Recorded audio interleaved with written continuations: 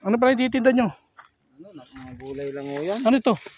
Langka. Langka. Panggata, langka. Panggata. Bali siya kayo papunta yan? Yan lang sa Jamboree. Sa Jamboree, ayan, ibibenta. Oo, yan. Benta-benta ba? Pang gulay-gulay. Oo. Meron akong ano sa inyo. Challenge, sakot Maria. Kaya. Ayan. Oh. Diyan lang, sa tabi-tabi. Oh. Makuha mo sa inyo ha. Oh, isang dakot lang. Isang dakot lang. Oh, ikaw muna.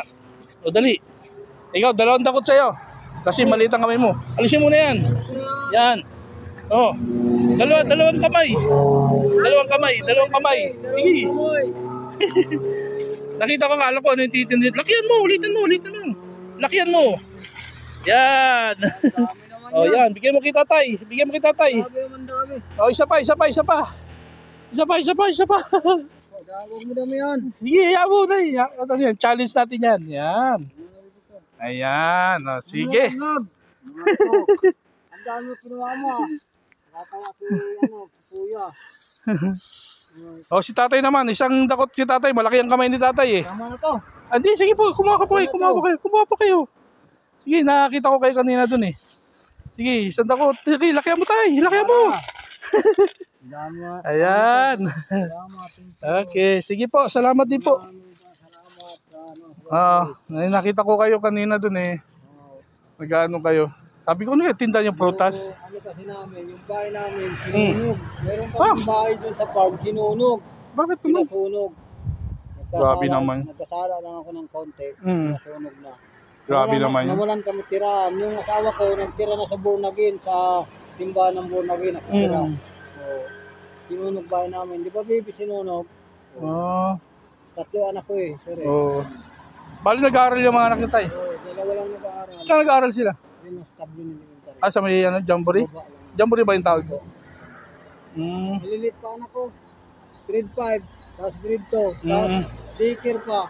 Oo. Ay may bulso pa ako maliit. Taon. Yun na. Bali, bibenta nyo pa yun doon?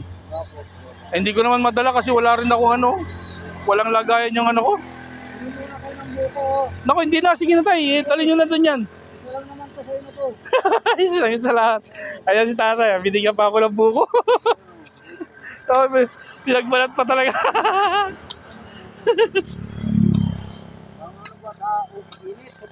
Kaya gano'n init eh. Itong motor, hiniram ko lang ito. Sa kapatid ko.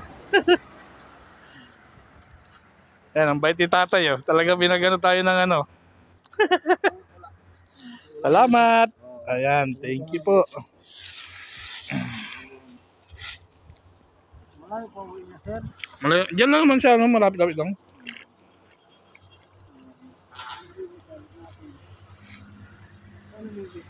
Pinunog kasi sir bahay namin sir.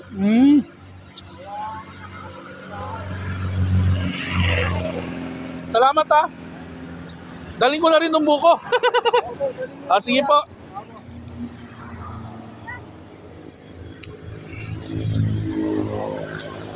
Thank you po, thank you. Sige. Sige po.